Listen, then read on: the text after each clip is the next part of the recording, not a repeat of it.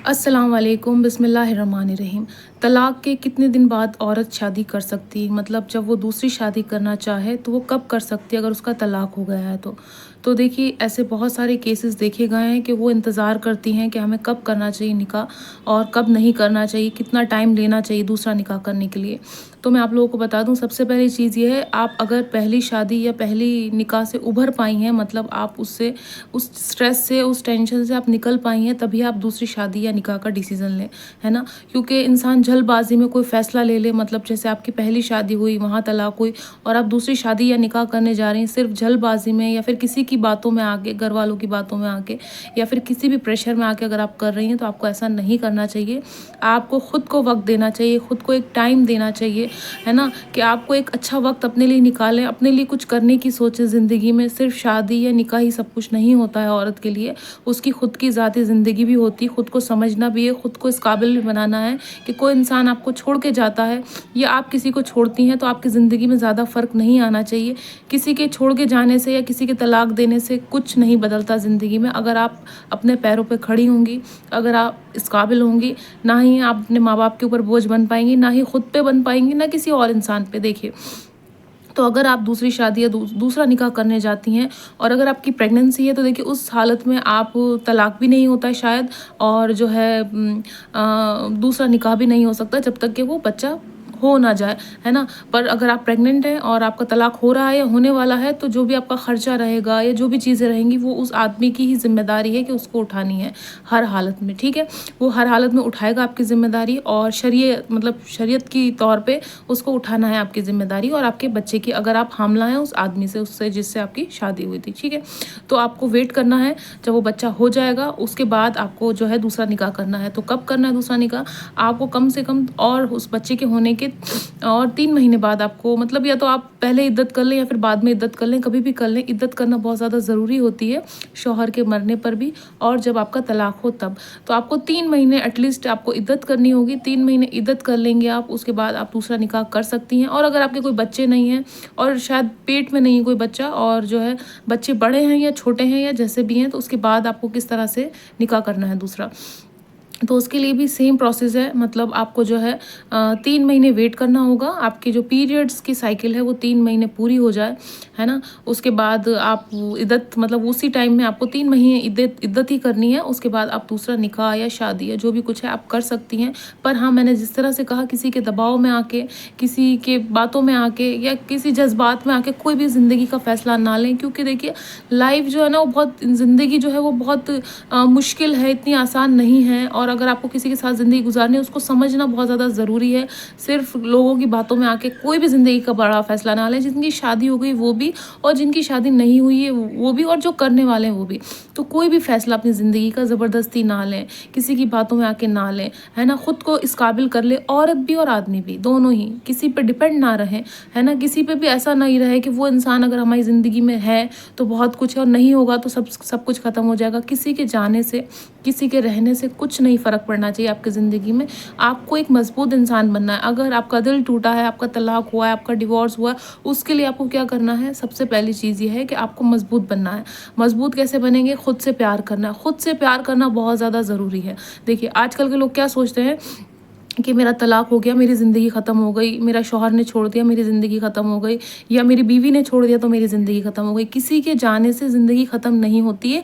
आप ज़िंदगी का एक सबक सीख रहे हैं, आप कुछ भी नहीं हार रहे हैं, आप कुछ नहीं खो रहे हैं। आप एक जीत हासिल कर रहे हैं और आप एक सबक सीख रहे हैं ज़िंदगी का। आगे आने वाली प्रॉब्लम्स आप आसानी से फ़ेस कर पाएँगे, अभी आप ये सारी चीज़ें देखकर।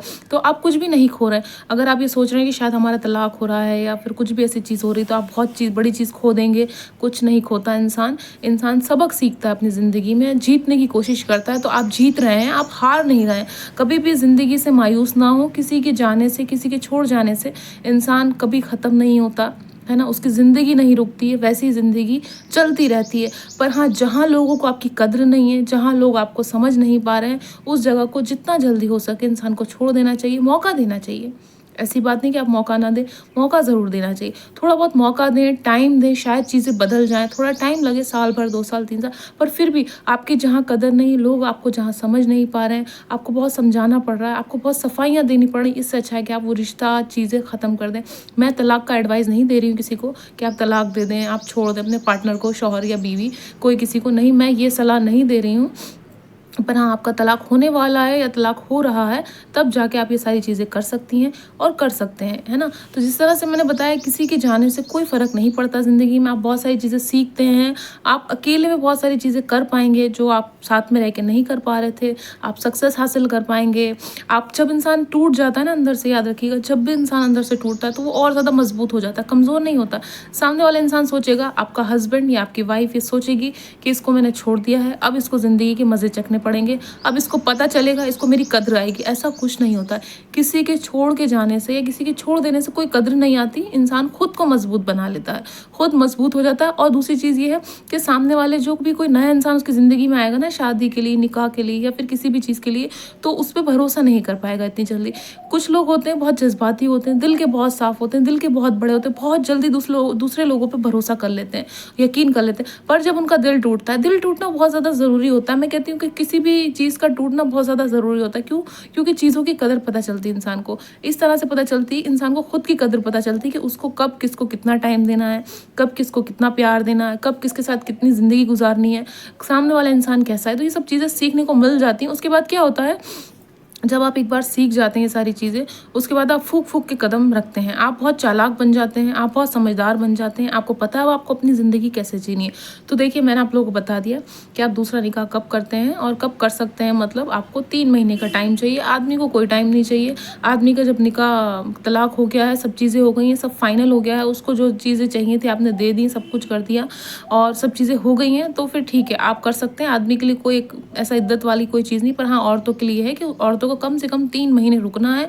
उसके बाद ही जो है, तलाक के 3 महीने बाद आप दूसरा निकाह कर सकती हैं। देखिए, निकाह और खुला में भी फ़र्क है।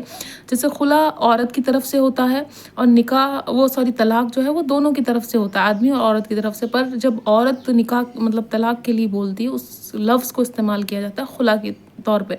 तो जब औरत खुला लेती है तो उसमें बहुत सारी चीज़ें अलग होती हैं, जैसे कि क्या देना लेना है, तो वो औरत के हिसाब से नहीं होगा, आदमी के हिसाब से होगा कि वो कितना देना चाहता है या नहीं भी देना चाहता है। ये दोनों चीज़ें जब औरत चाहती है तलाक लेना, औरत की अकेले की मर्ज़ी है, उसको खुला कहा जाता है। तलाक दोनों की मर्ज़ी से होता है और जो खुला होता है वो सिर्फ़ एक अकेली औरत की मर्ज़ी से होता है, आदमी की मर्ज़ी नहीं होती और ज़बरदस्ती जो भी होता है। पर हाँ, उसका भी उसमें जो है आदमी की भी जो है उसमें रज़ामंदी होना बहुत ज़्यादा ज़रूरी है। तो ये दोनों चीज़ें, खुला और तलाक में फ़र्क है। पर जिस तरह से मैंने बताया, आपको 3 महीने की इद्दत करनी है, उसके बाद आप दूसरा निकाह या शादी कर सकती हैं। सोच समझ के करें, दोबारा से वो गलती ना करें जो पहले गलती की थी, क्योंकि इंसान एक बार करता है गलती, गलतियाँ बार-बार नहीं होती, या चलो 2 बार भी हो गई, उसके अलावा नहीं हो सकती। फिर आप अपने दिमाग से काम लें, दिल से काम ना लें। दिल तो कहता है कि कर लो, ये भी कर लो, वो भी कर लो, सब चीज़ें कर लो ज़िंदगी में, दुनिया में आए हो तो, पर नहीं, आपको दिमाग से सोचना है। अगर आपके बच्चे हैं तो उनके बारे में ज़रूर सोचें। अच्छा जी, अगर आपके बच्चे होने वाले हैं तो उनके बारे में सोचें, और बच्चे नहीं हैं तो खुद के बारे में सोचें, उसके बाद सारे डिसीज़न लें लाइफ़ के।